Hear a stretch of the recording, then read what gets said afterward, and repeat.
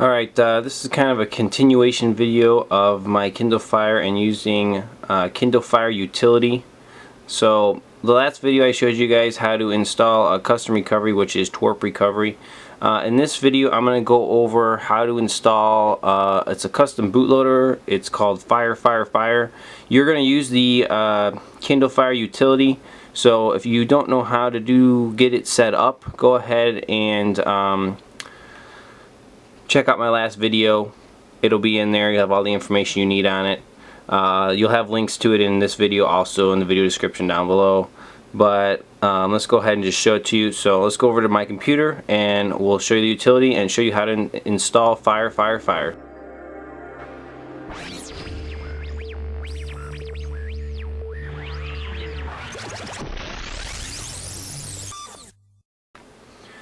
Alright guys, here's the Kindle Fire utilities files again. We have the driver install, which you just click on install drivers before you're hooked up to your Kindle Fire, and then you have the run file. So we're going to go and hook up like I've showed you guys before, like I said in the last video.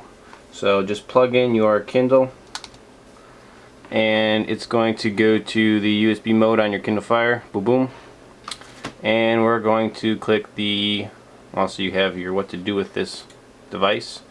We're going to click the run file and run the utility. So let's let this thing start up here. Okay, so here's the Kindle Fire utility 0.9.6, and we've already installed a custom recovery right here, which is either TWRP recovery or Clockworkmod recovery. So we've done one of those steps already in the last video. Now what I'm going to do is I'm going to have you install Fire. And I'll show you what it does. So basically, to install it, first two things you want to do, like I showed you before, is check your ADB status. Make sure you are online and your boot status says 4000. I did say 400 in the last video, I'm sorry about that, but 4000 is what you want it to stay, which is your normal boot status. So if you see these two things, then it means your device and drivers, everything is hooked up correctly. So we're gonna install Fire, which is option 5. So hit 5 and then hit enter. It's gonna go and download the correct Fire for your device. So just hit enter, and it found the stuff here. It is rebooting your device into fastboot mode, and it is sending the bootloader, finishing, doing everything else here. That's all, folks. Fire has been installed. Super simple, super easy. And now we can press any key to continue. So again, your device here says offline. The Kindle Fire is rebooting right now. When it finishes rebooting, we'll push recheck right up here, and we'll check status again and see what we have.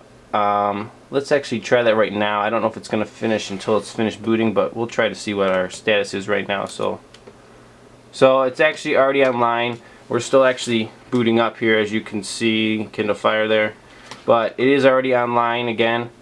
So there you go. You've now installed Fire. Now I'm going to show you guys what Fire does. So let's go to the Kindle Fire and check that out. Okay, so we just finished installing Fire. And what I want to do is I'm going to reboot the device. So I'm going to hold down the power button on the bottom, and we're going to shut down. Okay. What you're going to see when we repower up, at the bottom it says right here, press power button for boot menu. So if you hold the power button, now there's three options, and you can see it cycling through those three options. So it says boot normal, recovery, reset boot mode. If we want to get into recovery, you just wait till it selects recovery, let go of the button, and just let it sit there. Now see, it says booting on the bottom right down there, and now it's going to boot to Clockworkmod recovery. So it actually, this is just a bootloader mode that gives you options. So you can boot normal, or you can boot to Clockworkmod recovery, which is this TWRP, or I'm sorry, not Clockwork, what am I saying, TWRP recovery, or Clockworkmod recovery, whichever one you have installed technically. So now you can get into this without being hooked to your computer because of this boot mode. which is really nice. Now you're not hooked to the computer anymore. You can do your backups, your restores, all of your stuff in recovery, installing ROMs, all that without using the Kindle Fire utility. So you can always just reboot and go back to the device here, and it will reboot again to this thing. You can hold the button again. You don't have to though. If you leave it booting, it'll just boot normal, and just select normal boot, and it will reboot. Now the device does take, maybe instead of like booting up in 30 seconds, it takes maybe like 45 seconds or something, just to give you an idea, longer to boot, because you have Fire installed, because it has to go through this boot menu, and then it gets to this logo, which is your standard Kindle Fire logo, and boots up the device. So it does take a little longer to do it this way, but definitely able to get into recovery without a computer. So that is the whole purpose of Fire and why you install it. So there you go, guys. That is how to install Fire with the Kindle Fire utility. Now you have your custom recovery, your boot manager or bootloader mode on there, and you are good to go. So I hope you guys like this video tutorial on how to do this, and please subscribe down below if you did. Check out my website above my thumb here. Follow me if you want, and we'll catch you guys next time. Thanks.